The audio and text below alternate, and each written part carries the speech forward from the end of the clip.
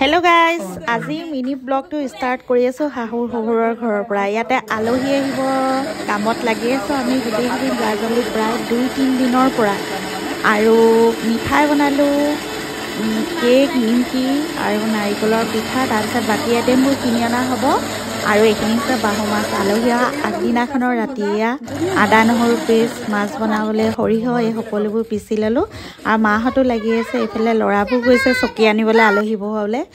আৰু এয়া ৰাতি ডিনাৰৰ কাৰণে ৰেডি কৰিলোঁ মিষ্টাৰ আৰু মই। এয়া সকলোৱে মিলি ডিনাৰ কৰিলোঁ।